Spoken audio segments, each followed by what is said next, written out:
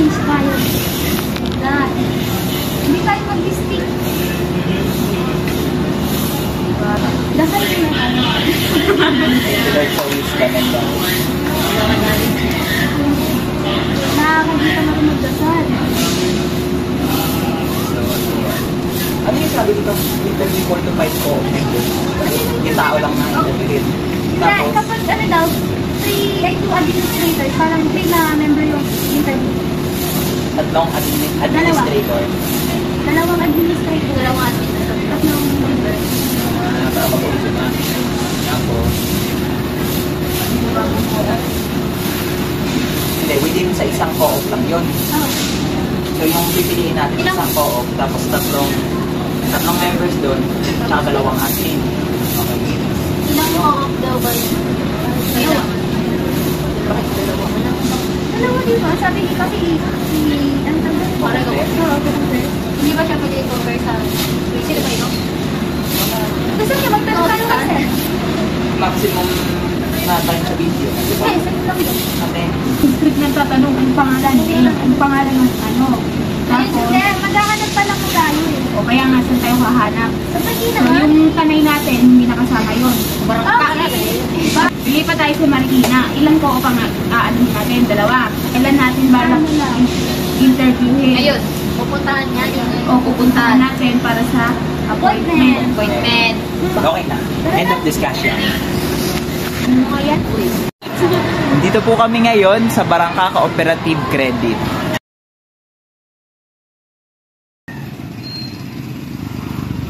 Hi Kamigs! I'm Mariel Zacarias, Training Associate from Barangka Credit Cooperative. Hello mga kamay-ari! Ako nga pala si Karen F. Francisco, isang Training Associate from Barangka Credit Cooperative. So ako si Mariel, Training Associate. Ayan, ako naman si Karen, Training Associate. So kami ay from Education and Training Department. Admin. Magandang hapon po. Ako po si Dave Jefferson. Zaira po. Eliza po. Shiny po. My name is Jacob. And ako po si Julia. So good afternoon sa inyo. Ayan, so from Barangka Credit Cooperative kami. Ayan, so since na sabi niyo na po yung name niyo, yung pangalan po ng co-op, and yung position niyo po is, nagtatanong po kami na kung ilang years na po kayong member ng cooperative. Nag-start akong mag-member sa co-op, 19 years old ako. 28 na ako ngayon. Ayan, so yun, 8 years. Sabi na natin 8 years na ako sa co-op. Ayan, si Miss Karen naman. Ako naman ay mag-1 year pa lang this November since fresh graduate ako from last year, which is October 2024.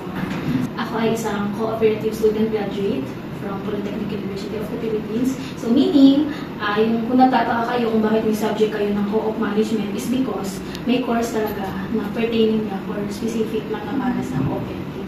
With regards lang po dun sa question, paano nyo po nalaman or paano po kayo nagsimula sa BCC or paano nyo po siya nalaman? Ay, ako kasi, yung President and CEO ng BCC, kamag-anak ng tita ko. So parang connect na yan. Ayan, so sinabi na hiring ganyan, so pinasok ako. So doon, nalaman ko. Noong una, co-op? Co-op? Wala kasi ganong course dun sa probinsya namin, sa Pangasinan. So yung pinasok ako ng tita ko dito, ano yung co-op, ganyan, ano daw yan? Pwede ka mag-member, mga ganun yung sinasabi ng tita ko hanggang sa pinasok niya ako dito, in-interview.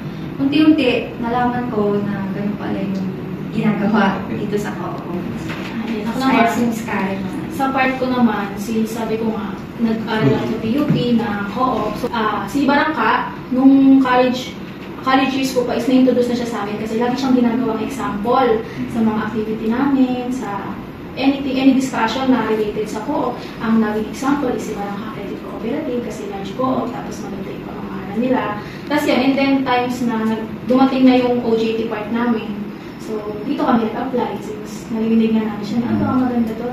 Kasi yun, iba pala yung perspective nung nag-OJT na ako sa BCC. Mas na intindihan ko siya, nalaman ko na, co-op pala hindi lang siya kautangan na sinasabi ko. Pero ano sila, people-centered. Parang more on, hindi sila, yung isipin mo na business sila kasi wala din silang existing business. Hindi, ano siya, more on people, serving people, service, kung mag-is. Ay, yun yung parang maliit, maunting journey kung paano namin nag-isip. Bali po as a member ng BCC Cooperative po, ano po yung mga challenges na kinaharap niyo po dito? So, Kung tatanungin kami sa challenges ng pagiging member ng kooperatiba, siguro minimal lang siya para sa akin. Kasi sa co-op naman, hindi ka mabibigyan ng challenges eh. Kasi lahat naman binibigay sa members. Request mo, bigay. Gusto mo to, bigay. Kasi meron tayong General Assembly na tinatawag every year. Gusto mong ganito, yung maging deposit lang ng member, buwan-buwan, pinapatupad. Kumbaga yung gusto ng member na ibibigay din sa atin. Pero siguro as ako, as an employee, as a member din ng co-op, ang challenge ko na lang siguro sa co-op ay yung paano ko mapapatronize yung mga produkto namin. Since hindi naman siya lahat yun, yung negosyo namin ay applicable sa amin. Parang, alam niyo, parang pwede ba akong, halimbawa na lang, may negosyo kami or may mga for sale kami mga lupa, bahay. Parang kung titignan mo as employee, hindi mo pa siya kaya i-patronize. Parang, ay, teka lang. Parang gano'n. Siguro, in the future, pwede ko siyang mabigay. Yun para sa pamilya ko. Yan. Pero sa ngayon, siguro yung kaya kong i-patronize mo na yung mangutang. Ayan, mag-save, mag-deposit. Ayan. Mag-avail ng mga insurances namin. Since, yung insurances natin, share ko na lang din. Alam nyo ba, yung insurance, may mga insurance po ba kayo? Kunwari, accident insurance, ganyan. Importante yun sa atin. Kasi hindi natin alam, katulad nyo, bumiyahe kayo, malalayo ba yung binabiyahe nyo? Or, halimbawa, bumiyahe kayo from Cainta to Marikina. Hindi nyo alam dun sa biyahe nyo kung may mangyayari ba doon. Diba? Parang alam nyo yun, parang as safe sa life mo, kailangan merong mga ganong insurance tayo. Ayan, so yun, nagpapatronize kami ng insurance ng co-op namin. Ayan, so nagsisave kami, naglo-loan kami, nagdi-deposit kami, ayan. And then at the same time, naghihikayat din kami. As employee kami, naghihikayat din na, baka gusto mo mag-member sa co-op. Kasi yung iba, yung close-minded pa sa co-op. So yun yung mga challenges ko sa co-op. Kung paano ko lahat yun mapapatronize.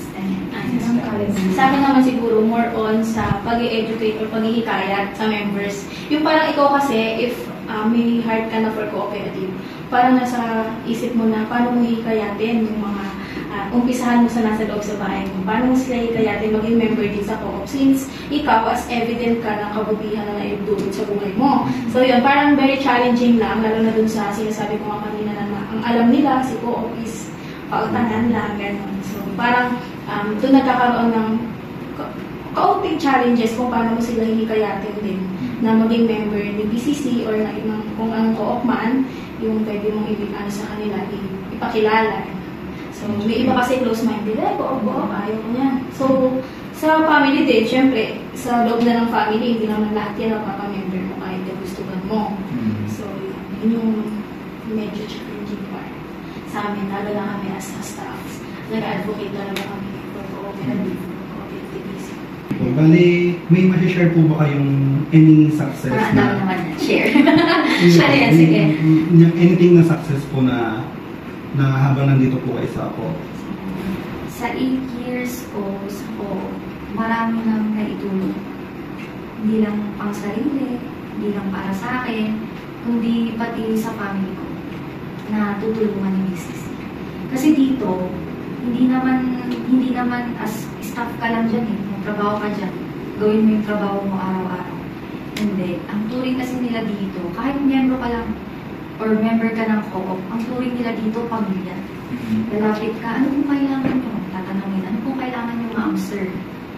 Para hindi lang kayo, example na lang, gustong umalis ng co-op kasi kailangan nyo pera. Tatanungin namin, ano po ba kailangan nyo ma'am? Or sir, para hindi na lang kayo umalis ng co-op. Kasi, malaking bagay yun eh. Paano pag umano siya? Ayan, nag-on or nag-resign siya sa BCC. May makukuha ba yung naiwan na? Di ba wala? Kasi kinuha na niya. Hanggat maaari, kung aalis yung member, ino-offera namin sila, ano ba yung kailangan pa. Ayan. Kaya, sabi ko nga sa co-op, lahat talaga na ibibigay. Lahat ng request mo, lahat ng pangangailangan mo, andyan na, all in na. Sa kapatitin, parang ganon. Lahat na, kung may event, Kung may event man sa family namin, pwede kaming mag-rent ng mga venues kasi meron si BCC. Kung gusto namin mag-swimming, magre-rent lang kami kay BCC kasi meron si BCC. Kung gusto namin pumunta ng Tagaytay, magre-rent lang kami ng staycation kay BCC kasi meron negosyo si BCC ng staycation. Parang lahat nandito. Gusto namin bumili ng lupa, bibili kami kasi meron for sale si BCC. Kung merong bahay na binibenta, kung gusto namin bumili ng bahay, pwede namin bilhin yun. Dahil nga, yun nga, pwede mo rin siyang bilhin for installment. Hindi naman i-force si BCC na bayaran mo siya. In full, pwede kang offeran installment. So yun, maraming successful na dito kinukwento yung mga members natin na naitulong talaga sa kanila ng BCC. Lalo na nung pandemic. Alam niyo po ba, nung pandemic ay hindi nagsara yung co-op natin. Mas tumaas pa yung sales. Noong 2020, during pandemic, ginagawa yung private swimming pool. Di ba yung iba, ay, magpapagawa pa ako niya, wala nang pera yung negosyo natin. Pero si BCC, during pandemic, ginagawa yung private pool. Ibig sabihin, kumikita yung kooperatiba. At the same time, nakakatulong sa members nun. Nung during pandemic nun, ang daming nag-loan. Ayan, nakatulong sa kanila. Ang daming nag-loan. Ayan, nagpautang si BCC sa kanila during pandemic. Ayan, so kaya ang daming nagpapasalamat nung dahil may BCC sila na takikin mo lang dyan, andyan si BCC. Tawag ka lang, andyan si BCC. BCC lagi yung ayan, sinasabi ng mga members. Kaya nakakatuwa yung mga members namin dito. Kahit OFW, ano ba member ka dyan kay BCC? Nakakatulong sa iya. Parang pinupukpok nila yung mga kamag-anak nila. Member ka dyan. Kahit hindi nila alam yung member ka dyan, makakatulong yan sa'yo. Mga ganun. Yung mga ganung ano lang. Kasi kinukwento nila yung kung paano yung nangyari sa amin. Oo, yung naitulong sa akin yan ng BCC na pagtapos ko yung mga anak ko dahil sa kanila. Pinautang nila ako, ganyan. Hindi lang naman kasi yung utang yung tiwala din. Diba? Pinautang ka, magbayad ka on time. Mga ganun, tiwala sa mga members. Ma-assure ko siguro sa mga magtatanong sa akin. Since sinumpisahan ko pa lang yung career ko, madami na din talagang naging natutulong, nabibigay si BCC. Umpisahan na lang natin dun sa opportunity to have work. Ayan, yung opportunity na magka-work ka, isa na yung stepping stone as a success ko di ba? Na maging employee, ganyan. Pangalawang success ay yung maturuan kang makapag-ipon. So, isa yun sa success for me, since hindi ako ganun kagaling sa pag-handle ng finances, pero si BCC, na-educate niya ako ever since na mag-start ako as employee. Ayan, unti-unti, step by step, natuturuan niya ako how to handle my finances ng ayos. Ayan, tapos, ayan, wala pa akong masishare masyadong success, pero siguro, along the way, and sa mga susunod pang years, mas makikita ko yung growth and yung impact pa ng BCC sa life ko as a member and as an employee. So, yun lang po yung mga katanungan namin. Thank you po. Thank you din. Sabihin niyo dun sa mga klase mo. Tama na ako Amin na yung business. Hi guys, ako nga pala si Eliza Unyo. Then, yung key takeaways ko is, mas lumalak yung kaalaman ko about sa co-op. Lalo na nung na-interview namin si Ma'am Marvel and si Ma'am Karen. Then, parang nahikayat akong sumali. Kasi maraming benefits like may swimming pool. Tapos may libreng service daw pag sumali ka sa BCC. Ako si Jacob, and madami kaming nalaman na information sa co-op nila. Like example na lang is yung mga privilege na nag-benefit nila dito. Hindi lang siya para sa sarili, tsaka para pang pamilya. Hello, my name is Syra, and yung natutunan ko is yung co-op, hindi lang siya basta sa business or utang. Hindi lang siya basta paglo-loan, siya, like, inaalala nila yung mga tao nila.